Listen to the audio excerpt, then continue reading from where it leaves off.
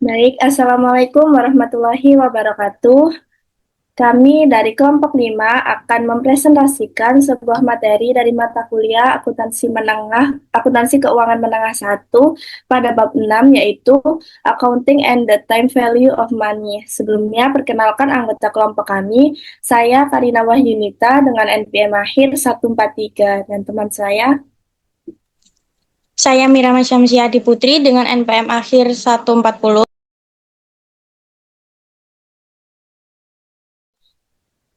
Saya Gladisti Cornelia Agri dengan NPM akhir 146. Saya Nafia Hayati dengan NPM akhir 148.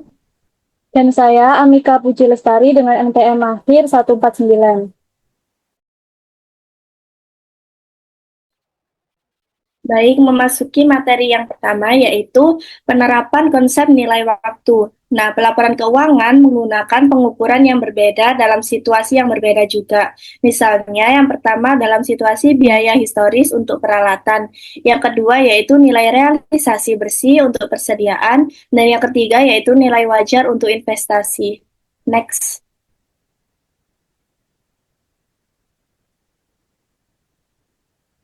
Selanjutnya yaitu pengukuran akuntansi berbasis nilai sekarang.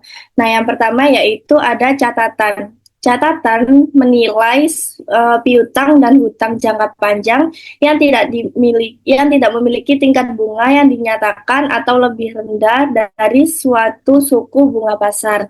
Yang kedua yaitu sewa. Sewa yaitu menilai aset dan kewajiban yang akan dikapitalisasi berdasarkan sewa jangka panjang dan mengukur jumlah pembayaran sewa dan amortisasi sewa tahunan. Yang ketiga yaitu pensiun dan tunjangan pasca pensiun. Nah, di sini yaitu mengukur komponen biaya layanan dari pengeluaran tunjangan pasca pensiun dan kewajiban tunjangan pasca pensiun. Yang keempat yaitu aset tidak lancar. Di sini mengevaluasi investasi jangka panjang alternatif dengan mendiskon token akun arus kas pada masa depan. Selanjutnya yaitu kompensasi berbasis saham. Nah, ini menentukan nilai wajar jasa karyawan dalam rencana opsi saham kompensasi. Selanjutnya yaitu penggabungan usaha. Di sini yaitu menentukan nilai piutang, hutang, kewajiban, akrual, dan komitmen yang diperoleh atau diasumsikan dalam suatu pembelian. Selanjutnya yaitu pengungkapan. Pengungkapan ini mengukur nilai arus kas masa depan dari cadangan minyak dan gas untuk pengungkapan dalam informasi tambahan. Dan yang terakhir yaitu kewajiban lingkungan. Di sini menentukan nilai wajar kewajiban masa depan untuk aset pensiun. Next.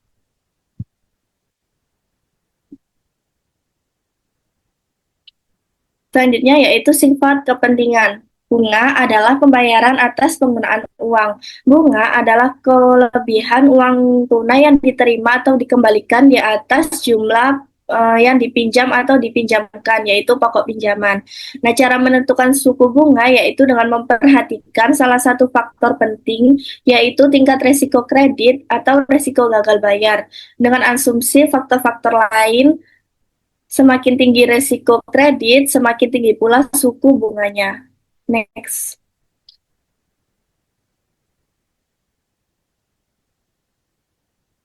Selanjutnya yaitu variabel yang perlu dipertimbangkan dalam perhitungan. Yang pertama yaitu pokok pinjaman.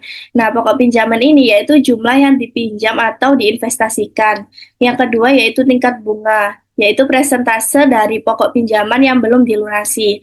Yang terakhir adalah waktu, yaitu jumlah tahun atau bagian pecahan tahun di mana pokok pinjaman belum terbayar. Next. Nah, di sini yang pertama terdapat bunga sederhana, yaitu perusahaan menghitung bunga sederhana hanya pada jumlah pokok. Ini adalah pengembalian atau pertumbuhan pokok untuk satu periode waktu. Nah, rumusnya yaitu P kali I kali N, di mana P merupakan pinjaman pokok, I merupakan tingkat bunga untuk satu periode, dan N merupakan jumlah periode. Next.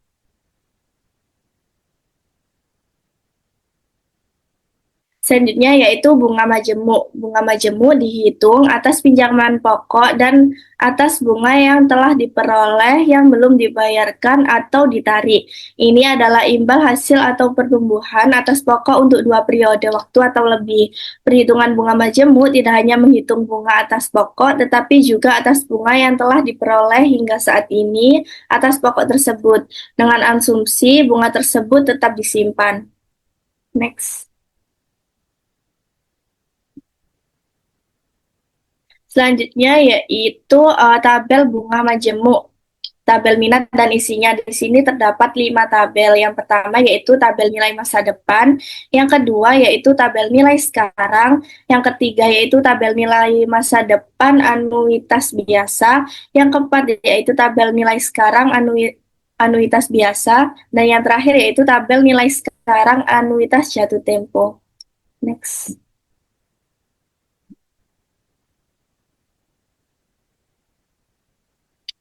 Nah, selanjutnya yaitu variabel dari fundamental. Di sini yang pertama ada tingkat bunga. Tingkat bunga ini kecuali dinyatakannya lain, tingkat bunga tahunan yang harus disesuaikan untuk mencerminkan jangka waktu perhitungan bunga majemuk jika kurang dari 1 tahun. Yang kedua yaitu jumlah periode waktu, yaitu periode yang digunakan dalam pelunasan hutang. Yang ketiga yaitu nilai masa depan, yaitu nilai pada tanggal di masa mendatang dari jumlah uang yang diinvestasikan. Yang terakhir yaitu nilai sekarang, yaitu nilai saat ini dari sejumlah uang di masa depan yang didiskontokan dengan asumsi tertentu. Next.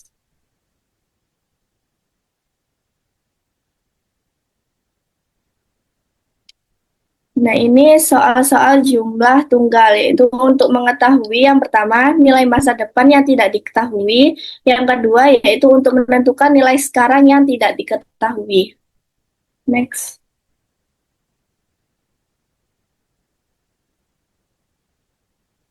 Selanjutnya akan dilanjutkan oleh teman saya.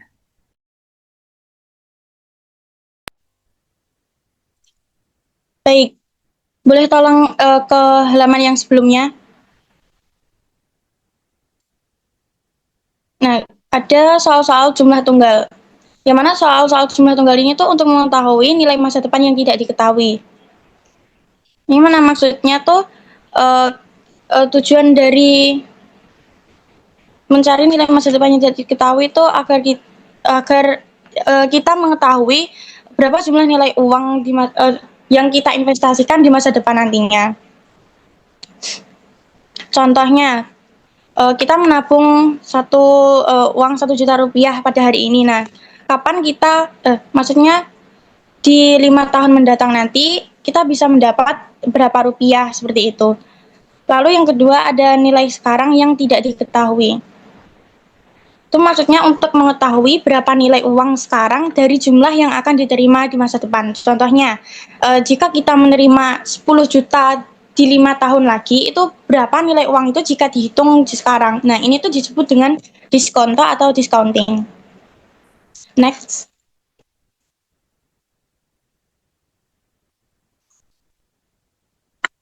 Cara mencari nilai masa depan dari jumlah tunggal itu menggunakan rumus EV atau future value sama dengan present value dalam kurang EVF. Nah, EVFNI itu merupakan faktor nilai masa depan dengan N-nya itu periode atau tahun dan tingkat bunganya itu I. Next.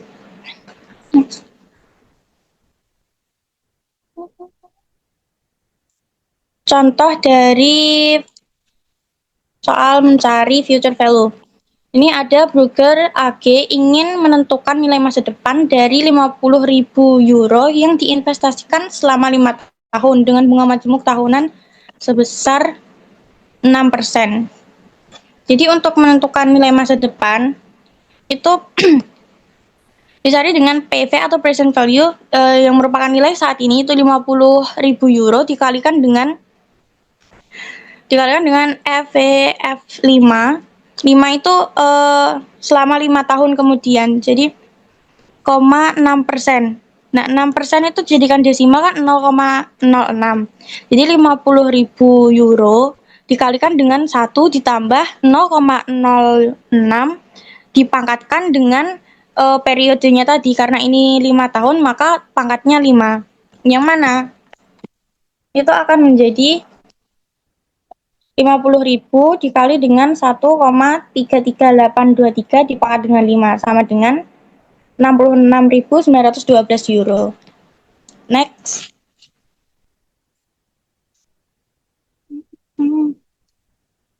Selanjutnya ada nilai sekarang dari jumlah tunggal. Untuk mencari nilai sekarang dari jumlah tunggal, itu menggunakan rumus PV atau present value sama dengan future value dikalikan dengan PVFNI.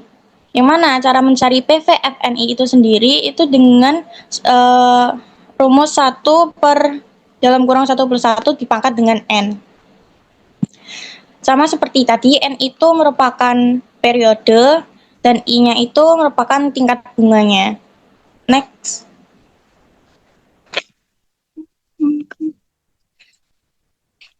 Ada contoh. Kita mengetahui nilai masa depan sebesar 73.466 euro akan dibayarkan atau diterima dalam 5 tahun dan ingin mengetahui nilai sekarangnya. Jadi, jika kita ingin mendapatkan uang 73.466 euro pada 5 tahun ke depan, maka saat ini kita harus mempunyai uang itu sebesar berapa? Seperti itu. Jadi pertama itu FV dikalikan dengan PVFNI. Jadi 73.466.000 euro itu dikali dengan 1 per dalam kurung 1 plus 0,08. Nah, 0,08 ini tuh dari tingkat bunganya tadi yang apa ini? Yang 8%. Jadi interest rate-nya itu atau I 8%. Jadi kalau dijadikan desimal kan nanti 0,08%. Nah, itu habis itu dikalikan maksudnya dipangkatkan 5 karena number of periods-nya tuh 5 tahun. Jadi sama dengan 73.466.000 euro dikali dengan 0,68058 sama dengan 50.000. Itu dibulatkan jadi dibulatkan dengan 0,51 euro. Next. Selanjutnya ada menyelesaikan variabel tak diketahui lainnya dalam masalah penjumlahan tunggal. Nah, contohnya tuh perhitungan jumlah periode. Dalam hal ini tuh ada syaratnya itu tiga faktornya itu diketahui seperti nilai masa depannya diketahui, nilai sekarangnya diketahui, atau kalau nggak gitu karena ini merupakan perhitungan jumlah periode maka yang diketahui itu tingkat bunganya. Nah, di sini kan ada contoh soal. Desa Somonauk ingin mengumpulkan $70.000 untuk pembangunan monumen veteran di alun-alun kota. Pada awal tahun ini, desa menyetor $47.811 ke dalam dana peringatan yang menghasilkan bunga 10% yang dihitung secara tahunan. Berapa tahun yang dibutuhkan untuk mengumpulkan 70.000 di dana? Karena pertanyaannya berapa tahun, maka yang ditanyakan tuh jumlah periode. Di sini tuh menggunakan dua pendekatan. Yang pertama ada pendekatan nilai masa depan dan yang kedua menggunakan pendekatan nilai sekarang. Kita fokus ke pendekatan nilai masa depan saja ya. Jadi dengan menggunakan pendekatan nilai masa depan, itu menggunakan rumus FP sama dengan PV dalam kurung FVFN 10%. Yang mana FV-nya itu atau future value atau nilai masa depannya kan diketahui $70.000 dan PV-nya itu 47.811. Yang mana jadinya untuk mengetahui FVFN atau FVFN, 10% atau jumlah periodenya, maka 70.000 tadi itu dibagi dengan 47.811 itu sama dengan 1,46410. Nah, lalu untuk mencari jumlah periodenya itu ada tabel future value, yang mana kan di sini udah diketahui tingkat bunganya 10%. Maka dicari tingkat bunganya yang 10% dan angkanya yang di bawahnya itu 1,46410. Maka di situ akan terlihat itu akan terlihat bahwa gini, Desa Somonauk akan mendapatkan $70.000 dalam periode waktu 5 tahun ke depan. Bener gak sih? Boleh minta tolong di itu nggak yang tabel setelah ini lagi. Nah ya, di sini kan nanti terlihat kalau di range atau tingkat bunganya 8% dan angkanya itu boleh kembali lagi ke tadi. Nah, dan angkanya itu 1,46410. Itu maka nanti di sebelah kirinya itu ada tulisan jumlah periode keberapa, seperti itu. Next.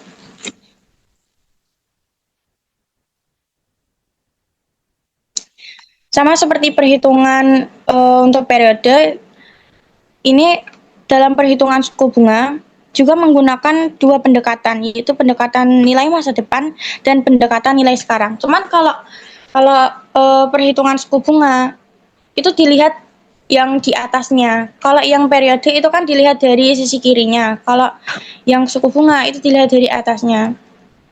Sudah. Next.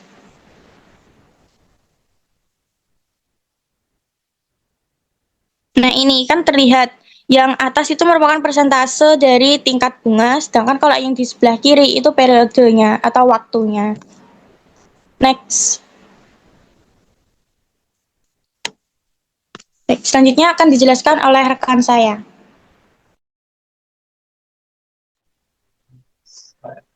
Baik, selanjutnya saya akan menjelaskan mengenai annuities future value. Proses pembayaran berkala umumnya itu mewakili akumulasi sejumlah uang melalui anuitas. Nah, anuitas sendiri menurut definisinya membutuhkan hal-hal berikut. Yang pertama itu pembayaran atau penerimaan berkala atau yang disebut juga dengan sewa dengan jumlah yang sama. Lalu yang kedua, interval waktu yang sama antara sewa tersebut. Dan yang ketiga, perhitungan bunga majemuk sekali setiap interval. Next. Nah, perlu diketahui bahwa pembayaran sewa itu dapat terjadi di awal atau di akhir periode. Oleh karena itu, anuitas itu diklasifikasikan menjadi dua.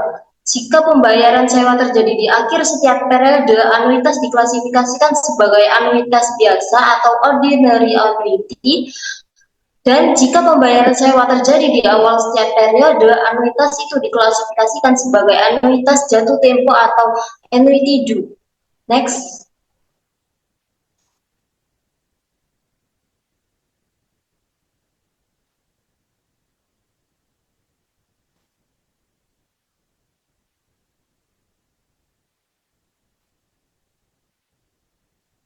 Oke.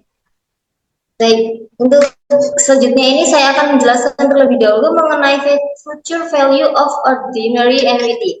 Nah, karena dalam anuitas biasa ini pembayaran itu dilakukan di akhir periode, maka uang yang disetor tidak mendapatkan bunga pada periode saat uang itu disetor. Misalnya, setoran ketiga itu hanya akan mendapatkan bunga selama 2 periode berikutnya, yaitu periode keempat dan kelima. Setoran tersebut tidak mendapatkan bunga pada periode ketiga karena uangnya baru disetorkan pada akhir periode ketiga. Oleh karena itu, ketika menghitung future value dari anuitas biasa ini, jumlah periode bunga itu selalu 1 lebih sedikit dibanding jumlah setoran. Next. Nah, terdapat rumus khusus yang dianggap efisien untuk menentukan faktor dari future value of ordinary annuity. Nah, ada juga berikut itu rumus untuk menghitung future value of ordinary annuity, di mana yang kita menentukan faktor itu kita memerlukan tingkat bunga per periode atau yang disebutkan sebagai I dan jumlah periode atau yang disebutkan sebagai N. Next. Baik, setelah kita mengetahui mengenai future value of ordinary annuity, kita akan lanjut mengenai future value of annuity due. Annuity due mengasumsikan bahwa pembayaran periode itu terjadi di awal setiap periode. Ini berarti akan mengakumulasi bunga selama periode pertama. Nah, jika pembayaran sewa terjadi di akhir periode atau yang kita udah kenal sebelumnya yaitu ordinary annuity, dalam menentukan future value of annuity akan ada satu periode bunga lebih sedikit daripada jika pembayaran sewa itu terjadi di awal periode atau di annuity due ini. Next. Untuk menentukan future value of annuity due, rumus yang digunakan biasanya itu adalah mengalihkan future value of ordinary annuity dengan 1 ditambah suku bunga. Nah, contohnya di sini ada periodenya itu selama 5 tahun dan bunga majemuk 12%. Nah, seperti yang sudah dijelaskan sebelumnya, kita bisa melihat hasil dari future value of ordinary annuity ini berdasarkan tabel yang hasilnya itu sebesar 6,35285. Nah, setelah kita sudah mendapatkan future value of ordinary annuity ini, kita bisa menentukan future value of annuity due dengan mengalihkan 1 ditambah 0,12 ini dari bunga majemuknya sebesar 12%, sehingga hasilnya didapatkan 7,11519. Next. Nah, selanjutnya di sini kita akan mengenal lebih dalam tentang perbandingan dari ordinary annuity dengan annuity due. Nah, perbedaannya itu kalau pada gambar tersebut sebenarnya itu terletak pada kapan uang disetor dan berapa lama uang itu mendapatkan bunga. Dari situ akhirnya kita bisa melihat nilai masa depan atau future value-nya itu juga berbeda. Nah, yang pertama kita lihat di ordinary annuity. Setoran itu dilakukan di akhir setiap periode. Artinya pada periode pertama itu belum ada bunga karena uangnya baru disetor di akhir periode. Nah, contohnya kalau di gambar periode 1 itu enggak ada bunga sebesar 1 juta. Lalu di periode yang kedua itu terdapat uang periode 1 itu mendapatkan bunga. Jadi bertambah sebesar 2 juta. Lalu di periode ketiga bertambah lagi, di periode keempat dan periode 5 terus bertambah. Jadi didapatkan future value ordinary annuity setelah 5 periode tersebut yaitu sebesar 6,35285. Nah, untuk yang annuity due, setoran itu dilakukan di awal setiap periode karena disetor lebih awal, maka setiap uang itu langsung mendapatkan bunga sejak periode tersebut. Nah, kalau di gambar itu di periode 1 itu sudah langsung ada bunganya yaitu sebesar 1 juta. Lalu di periode 2, periode 3, periode 4 dan periode 5 bunga itu terus bertambah. Jadi future value yang didapat dari annuity due ini setelah 5 periode yaitu sebesar 7,11519. Next. Untuk selanjutnya akan dijelaskan oleh rekan saya. Baik, selanjutnya adalah mengenai annuity pada konsep present value atau nilai sekarang. Yang dimana annuity ini merupakan serangkaian pembayaran yang dilakukan secara berkala dalam jangka panjang, yang dimana jumlahnya itu sama. Sedangkan kalau kita hubungkan pada present value berarti nilai sekarang dari serangkaian pembayaran yang akan diterima atau dibayarkan di masa depan. Nah, konsep ini didasarkan pada prinsip time value of money, yang dimana itu uang yang diterima sekarang itu lebih berharga dibandingkan uang yang diterima di masa depan. Contoh konsepnya ini bisa seperti hadiah lotre dibayar setiap tahun, cicilan pinjaman, pembayaran sewa, dan pensiunan tahunan. Next.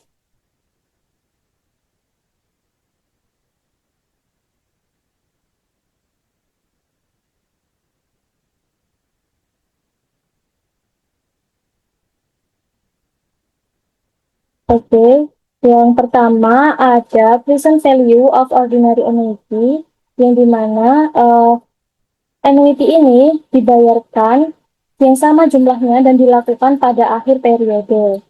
Artinya, pembayaran pertama itu dilakukan setelah satu periode itu berlalu. Rumus yang digunakan untuk mengetahui present value yaitu dengan rumus R dikalikan dengan dalam kurung PVF minus O A N, I tutup kurung. Nah, untuk mencari PVF atau present value factor of ordinary annuity ini bisa menggunakan rumus yang tercantum pada PPT yaitu 1 dikurangi 1 per dalam kurung 1 plus I tutup kurung pangkat N per I, yang dimana N itu mewakili jumlah periode dan I mewakili tingkat bunga. Nah, dapat dilihat gambaran pada present value of ordinary annuity yang dimana rumusnya itu dari $6.000 yang diketahui itu dikalikan dengan faktornya, yang dimana diketahui ada dari 6% itu dengan 5 periode itu sebesar 4,21236. Nah, kedua angka ini dikalikan hingga menghasilkan nilai yang sekarang itu $25,274,16. Next. Lalu jenis yang kedua ada present value of annuity due, yang dimana pembayarannya itu dilakukan di awal setiap periode. Nah, karena pembayarannya itu dilakukan di lebih awal atau lebih cepat, maka present value-nya itu lebih besar daripada ordinary annuity. Yang dimana untuk mengetahuinya itu bisa menggunakan rumus present value of ordinary annuity dikalikan dengan dalam kurung 1 tambah I, yang dimana I itu merupakan tingkat bunga. Nah, kita dapat melihatnya juga pada contoh di samping bahwa di situ bagian faktor itu ditambah dengan angka 1 untuk menambah karena dibayarkan lebih cepat sehingga nilainya lebih besar. Dan diketahui present value-nya itu adalah $17.000, 871.600. Next.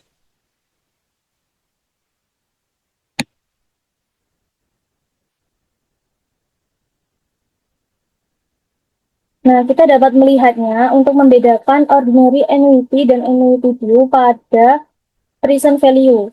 Kalau di ordinary annuity ini, kita bisa melihatnya bahwa pembayaran itu dari anak panah ini dilakukan di akhir periode, di mana periode 1 selesai baru dibayarkan tanpa bunga,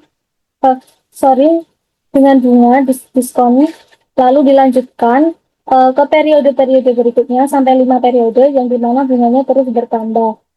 Lalu pada annuity due itu dilihat dari anak panah ini menunjukkan bahwa pembayarannya itu dilakukan di awal, tetapi karena dilakukan di awal tidak adanya diskonto, sehingga diskonto akan dilakukan setelah periode 1, yaitu di periode 2, 3, 4, dan 5.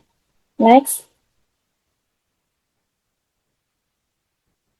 Adapun beberapa contoh kasus dari present value annuity. Yang pertama dari perhitungan present value dari ordinary annuity.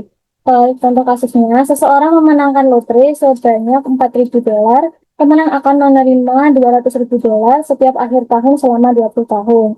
Untuk menghitung present value ini menggunakan tingkat bunga 10%. Nah, itu kita ketahui bahwa R-nya itu $200.000 dikalikan dengan faktornya tadi, yang dimana periodenya itu 20 dengan tingkat bunganya itu 10%. Dan faktor itu diketahui sebanyak 8,51356. Nah, lalu $200 ini dikalikan dengan 8,51356 tersebut. Next. Lalu ada pula yang kedua, perhitungan interest rate, yang dimana itu perhitungan tingkat bunga. Contoh kasusnya, seseorang memiliki tagihan kartu kredit sebesar 528,77 euro yang dapat dibayar dengan 12 cicilan dengan 50 euro per bulan, dimulai 1 bulan kemudian. Jumlah 528,77 euro ini merupakan present value dari 12 pembayaran tersebut, sehingga perhitungan present value digunakan untuk menentukan tingkat bunga yang dikenakan.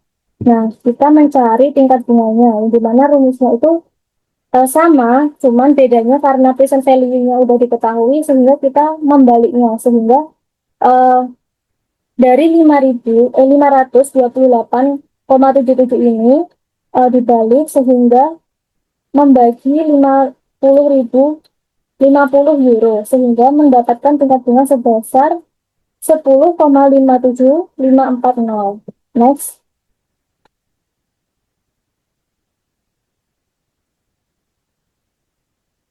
Selanjutnya, perhitungan periodic rank, di mana kasusnya Juan dan Marcia Perez menabung $36.000 di Santos Bank untuk biaya kuliah putri mereka, bernama Maria.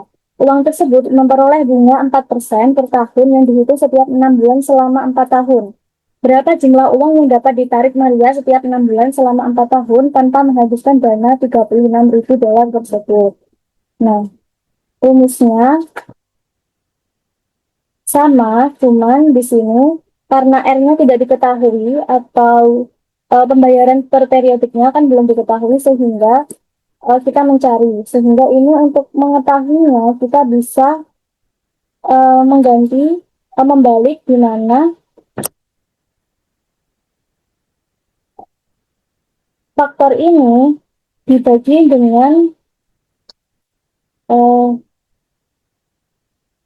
faktor ini $36.000 ini dibagi dengan faktornya, yaitu 7,32548, dengan menghasilkan R-nya itu sebanyak $4.914,35.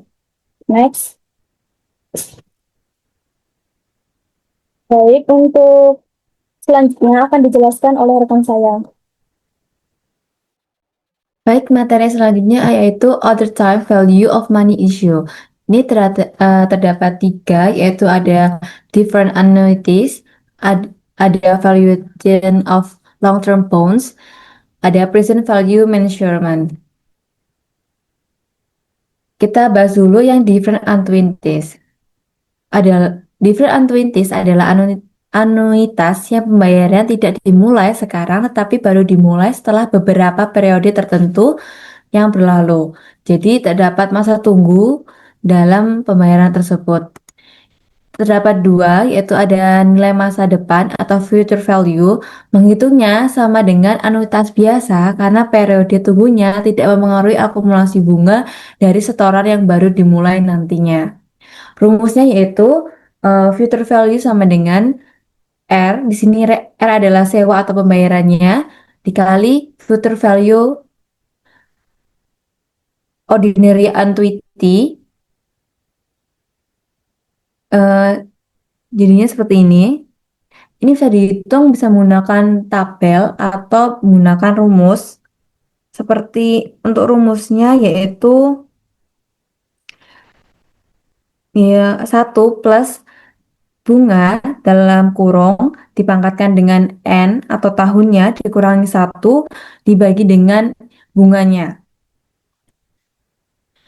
Contoh kasusnya, ada Sutton Corporate berencana untuk membeli tanah dalam 6 tahun ke depan untuk membangun kantor pusat perusahaannya. Karena masalah arus kas, Sultan menganggarkan deposit sebesar $80.000 yang diharapkan akan menghasilkan bunga 5% per tahun. Hanya pada akhir periode 4, ke-5, dan ke-6. Nah, maka solusinya seperti ini. Kita garis lurus dahulu. Kita bagi 6 karena yang dibutuhkan hanya 6. Dan untuk periode ketiga, ke-4, ke-5, dan ke-6, ini terjadi menghasilkan bunga yang dihasilkan pada bunga per tahunnya. Yang pertama kita langsung masukkan kepada rumusnya. R-nya sendiri adalah sewanya sendiri adalah atau pembayarannya sebesar $80.000 dikali dengan future value-nya 3,5. 3-nya didapatkan dari tahun keempat, kelima, dan ke-6. Jadi ada 3 tahun, lalu komanya 5% itu dari bunganya. Lah, yang dihasilkan maka adalah 3,15250 dikali dengan 80.000. Maka yang dihasilkan adalah 252.200. Lalu kita masuk ke nilai sekarang atau present value.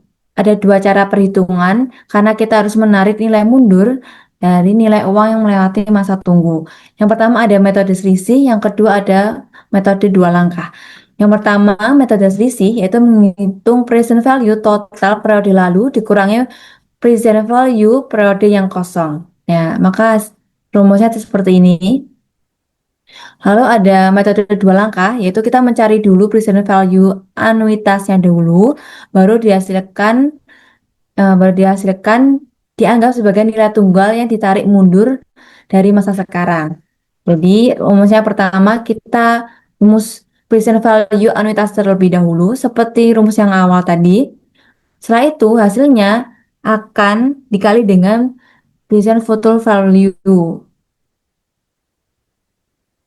Selanjutnya ada valuation of bonds, yaitu obligasi adalah janji utang perusahaan yang terdiri dari dua aliran kas pokok utang, yaitu pokok utang itu adalah nilai tunggal dan bunga sebagai anuitasnya. Yang pertama kita bisa menghitung harga jual obligasinya terlebih dahulu. Harga obligasi adalah nilai gabungan nilai sekarang dari pokok dan bunganya. Maka rumusnya seperti ini, harganya sama dengan present value pokok sama ditambah dan value bunganya. Lalu ada rumus amortisasi, yaitu di mana bond interest expense dikurang dengan bond interest paid yang akan menghasilkan amortisasi amount. Di sini terdapat contoh.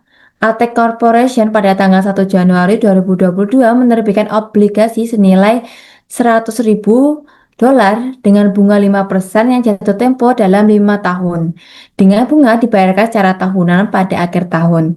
Tingkat bunga pasar saat ini untuk obligasi dengan resiko serupa adalah 6%. Maka kita buat garis lurus terlebih dahulu yang dibagi dengan 5 tahun.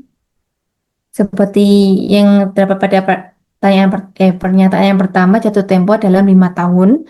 Lalu kita bagi dengan bunganya, yaitu I-nya yaitu 6%, lalu untuk N-nya itu 5. Yang pertama kita cari dulu present value of principal atau PV dalam kurung PV future 5,6%. Ini kita kali terhadap harganya akan menghasilkan 74,72. Lalu setelah itu kita present value of interest payment yang kita mencari dulu yaitu di mana 5.000 dari bagian ini dikali dengan 5,6-nya lagi menghasilkan 21,6180. Lalu kita dikurangkan lalu kita tambahkan menghasilkan $95,787780. Selanjutnya kita ada expect cash flow, arus kas yang diharapkan digunakan jika uang yang akan keluar atau masuk di masa depan jumlahnya belum pasti. Sehingga kita menggunakan angka rata-rata berdasarkan peluang atau probabilitas. Yang pertama ada arus kas yang diharapkan, mengalihkan setiap kemungkinan uang yang dimasuk dengan presentasi peluangnya. Dengan rumus sigma arus kas dikali probabilitas. Lalu ada nilai sekarang dari arus kas setelah mendapatkan angka-angka rata-ratanya baru diskontonkan dengan bunga bebas risiko. Dengan rumus present value sama dengan expect cash flow dikali dengan present value-nya. Ada 3 komponen suku bunga saat menentukan suku bunga atau interestnya untuk menghitung nilai sekarang. Kita harus melihat pertama ada suku bunga murni atau pure rate. Terus ada dengan besaran 2% hingga 4%, ada tingkat inflasi atau expected inflation sebesar 0% sampai dengan 7%. Lalu ada risiko kredit atau credit risk dengan besar 0% sampai dengan 5%. Ini ada contohnya, yaitu sebagai ilustrasi, anggaplah Junos Application Outlet menawarkan garansi 2 tahun untuk semua produk yang dijual pada tahun 2022. Pada tahun 2022, Juno menjual 250 dolar dari jenis tertentu mesin pengering pakaian. Lalu, Junos Applicate menandatangani perjanjian dengan Lawrence Reprint untuk menyediakan layanan garansi untuk mesin pengering yang dijual pada tahun 2022. Untuk menentukan biaya garansi yang harus dicatat pada tahun 2022 dan jumlah kewajiban garansi yang harus dicatat pada neraca keuangan per 31 Desember 2022, Juno Applicate harus mengukur nilai wajar perjanjian tersebut. Karena tidak ada pasar yang siap untuk kontrak garansi ini, Junos Applicate menggunakan teknik arus kas yang diharapkan untuk menilai kewajiban garansinya. Jadi seperti ini, dihitung terlebih dahulu sesuai dengan bunganya yang digunakan. Setelah itu kita ditotal. Lalu untuk totalan tersebut ditambah pada tahun 2022 dan 2023.